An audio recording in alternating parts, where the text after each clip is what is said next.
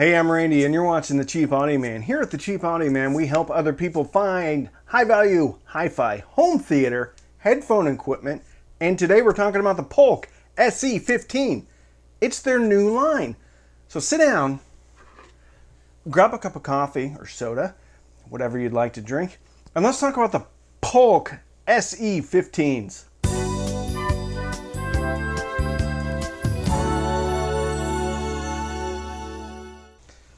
We're very excited here at The Cheap Audio Man that Salazar's Fine Wrestling Implements has chosen to sponsor this video once again. Salazar's was our first ever sponsor. Salazar's doesn't cut any corners when it comes to making the finest wrestling apparel on the market. Salazar's. When you think of wrestling equipment, there's only one name you need to know, and that's Salazar's. Salazar's Fine Wrestling Implements. They've been doing it for over 60 years, and they do it right the first time, every time. Salazar's. It's exciting stuff. First sponsor ever. They liked us enough to come back. All right, the Polks. Ooh, my glasses are dirty. I couldn't wear them with the Salazar mask on. It's very difficult.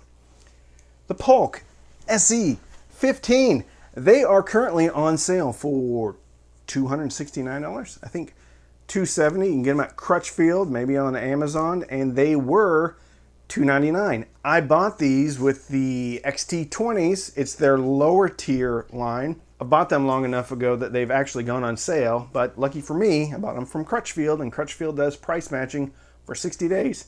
I don't think Amazon does price matching because I looked it up. I think they used to, but I don't think they do anymore. Let's say you bought these and then they go on sale tomorrow. If you get them from Amazon, I don't think they match the price. Get them from Crutchfield, they'll credit that back to your account or original form of payment.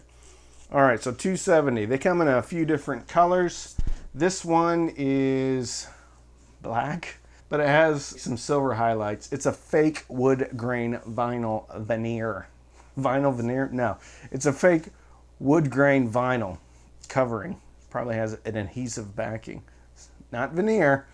Has a plastic faceplate. These look very similar to the S series, but there have been improvements in not only the crossover, but in the cabinet bracing. And these are pretty inert. And I know people say you can't just pound on the side of a cabinet and see if it's braced well. Well, that's what I do. It actually seems to work. Because if something sounds hollow, something sounds like a 5-gallon bucket, probably not braced very well. On the back, there is power port. Now you can't really see it. I'll take pictures of the inside. Kind of looks like a funnel stuck in there. So it reduces port noise. I don't know, chuffing, whatever you want to call it. Reduces port noise, but also extends the bass up to 3 dB, which means your speaker's going to go lower. One thing I'll say about Polk is they know how to do bass. So very, very, very good at doing bass.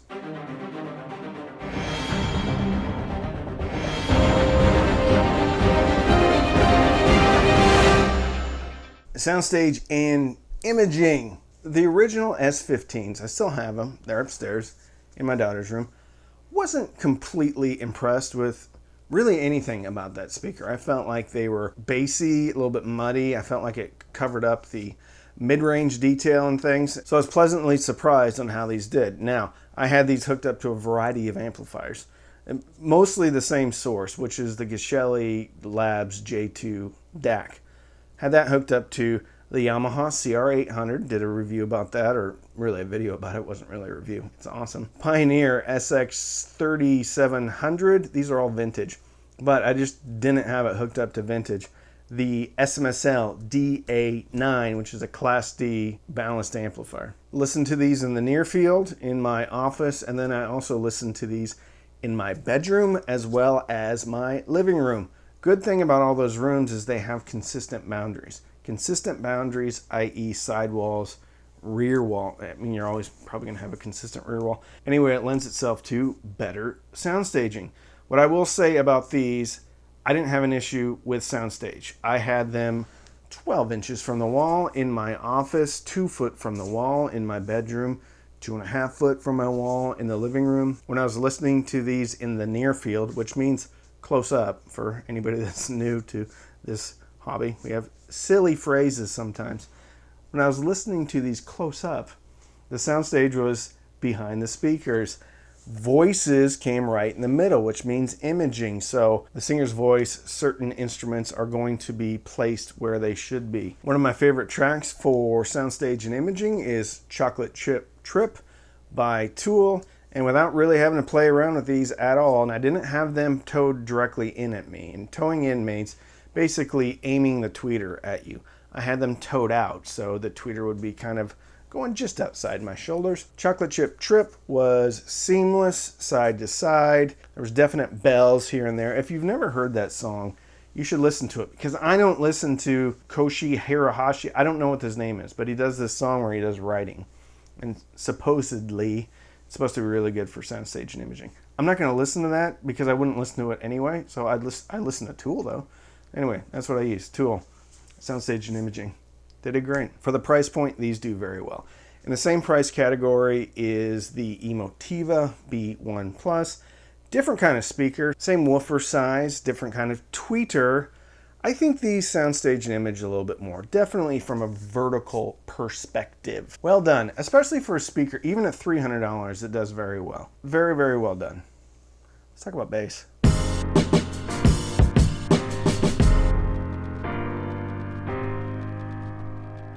So I was calling these the SE because they're the Signature Elite. That's the new name of the line. They're actually the ES15, not the SE, although Signature Elite would be SE. Anyway, these are the ES15. They have a Terraline 1-inch soft dome tweeter with a nice little wave guide here and a 5 1/4-inch mica reinforced polypropylene dynamic balanced core driver. And that's a trademark, dynamic balance core. Anyway, sounds very good. Not a paper woofer, not a wood pulp woofer, polypropylene woofer. Yeah, sounds pretty good. So bass on here is a bit emphasized, but it is not what I would consider to be muddy or doesn't really cover up the mid-range details at all. I do feel like it's boosted probably around the 80, 100 hertz area, where speaker companies tend to boost the bass a little bit. That gives one a sense of largeness and scale, which is not a bad thing. But on Highway to Hell, the bass drum was a little bit thicker than a lot of other speakers I've heard. As far as roll-off, this is rated down to 44 hertz, I believe. Yep, 44 hertz, up to 40,000 hertz. But just because there are specs and ratings doesn't mean it's going to give you an idea of what the speaker sounds like. 44 is pretty respectable for a speaker of this size, and I would agree, it goes down really low. Not as low as the XT20s, because those went down to 38, but they have a bigger enclosure. Bass extension is very good, and I think 44 could even be a pretty conservative number, because the way they have this speaker tuned, the bass seems a lot bigger than other speakers that have a same rating. Tone and texture, that means kind of like the bass details, I've heard better from the likes of really even the Sony SSC S5s. As far as nuances and tone and timbre, I don't even know how to say it right. But this speaker punches way harder, just like its cheaper, bigger, younger brother, the XT20. These punch pretty hard, and they sound very good. Bass is great, a little bit thick, so this speaker has a bit of a U shape to the sound signature, but it's a little bit different, so stick around. Let's talk about mid-range.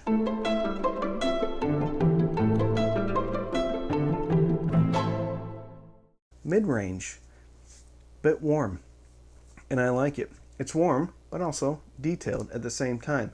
So male vocals, acoustic guitars on the bottom end are going to sound a bit richer.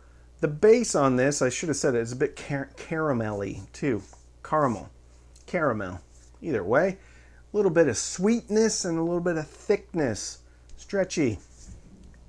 Bass, I don't know. Woofer also has a very nice surround too. Midrange is warm. Kurt Cobain's voice on the MTV Unplugged records was a little bit fuller, very nice. Maybe sacrifices a bit of detail, but we'll get into that with the treble. Acoustic guitars, Redemption Song by Bob Marley. Very thick, very warm, very apparent. soulful, large.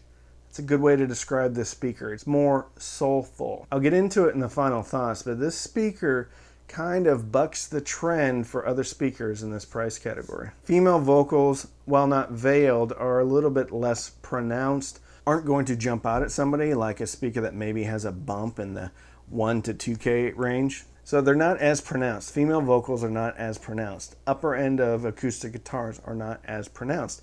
But they're not veiled, they're not covered up, there's still detail there, it's just smoother. This is a smooth mid-range that leans a bit warm. Let's talk about treble.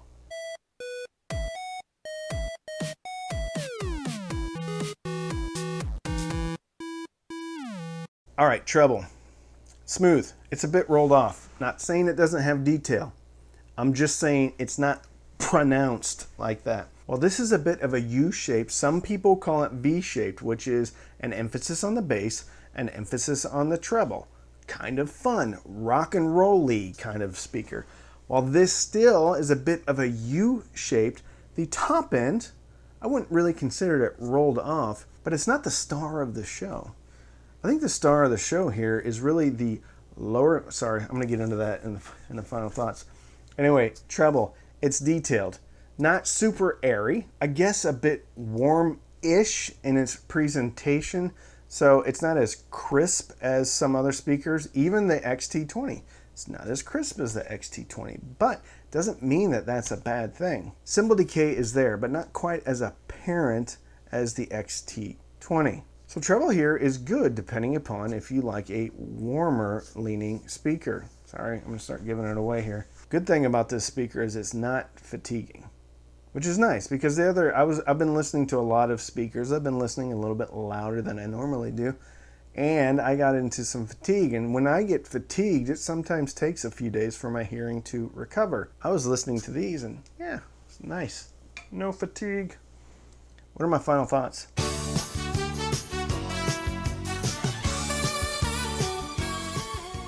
Final thoughts on the Polk ES15. I think they are wonderful. At $260, this is a speaker that differentiates itself enough from the other crop in this category, in this price category. This is very similar to the ELAC debut reference, and I love that speaker. That speaker is just a little bit buttery. We have right here an affordable bookshelf speaker that's not huge, has great bass, leans warm, has butter, but yet also has detail. This is a very good speaker for me personally. And I think for a lot of people. In this price category, normally speakers are a little bit more emphasized on the top end and can be lean coming through the mid-range and especially into the bass. Bass on this, while it's not super accurate from a level standpoint, I think there is a bit of a bump. That bump gives a sense of space. PSB does similar things on their speaker. The original ELAC B5 and B6 had a similar sound signature, but this one actually has more detail on the top end. The great thing about this is you can turn it up without getting fatigued, without it getting shouty. I really like this speaker for that reason. And it's been a joy to listen to lately because it hasn't been fatiguing. I really like this speaker. At less than $300 right now, at $270, this is a big contender. And this may be the best speaker in that price category right now because I think this sounds a bit better than the Q Acoustics 3020i. Now the Qs are going to be more neutral. So if someone's looking for pure neutrality, they should probably get the Qs. I'm probably choosing the ES15 over the Polk XT20 if I want a bit more, I'm not saying refinement, just a bit more control over everything. But the XT20 probably should be the choice if you're wanting a little bit more sparkly top end. Again, I'm not saying that this thing is like not detailed or doesn't have any action going on the top end. It does. It's just not in your face, and I really appreciate that. I think the build quality is excellent at the price. I think this is probably the best braced Polk I have seen outside of the Reserve series, which is the step up. And guess what? We're going to do a review on those too. These are braced way better than their predecessor, the S series, and I think they sound better. I think they're more detailed. I think the mid-range is far more detailed. The top end is controlled, not as airy as, let's say, the Emotiva B1 Plus. Okay, here we go. These and the Emotiva B1 Plus are perfect companions for one another. If somebody is getting into hi-fi and they want to get a $500 speaker, I would get these and I would get the Emotiva B1 Pluses. Different sound signatures, and I think they could both live very well with each other. This is a very good speaker, built very well. Leans a bit warm, some caramel, some butter. You can hang it from the wall if you want to, or you can put them out in front. These can be surrounds, but these, I don't think, these are too good to just be surrounds. These deserve to be in a 2-channel system. 44 hertz, not super low. If you want the full range experience, you're gonna have to get a subwoofer, but I didn't feel like I was missing a whole lot on the bottom end. Highly recommended. At $270, I think this is one of the best speakers available right now. So if you want to support the channel, you can sign up for Patreon. Patreon.com/cheapaudioman. Every Sunday night we have Patreon-only Zooms. We also have a Patreon-only Facebook group. You can also sign up for Amazon Music. I'm going to put 2 links. One is for free Disney Plus with the Amazon. The other one's for 3 months of music for free. You can sign up for either one of those. If you sign up for a free trial, I will get a couple of dollars from that. You can also purchase these through my links. Those are affiliate links. I will link Crutchfield for these. I'll also link Amazon. So don't binge watch anything on Netflix or Hulu. Binge listen through your Polk ES15s and fill your soul with happiness. And with that, I'm Randy. I'm the Cheap Audio Man.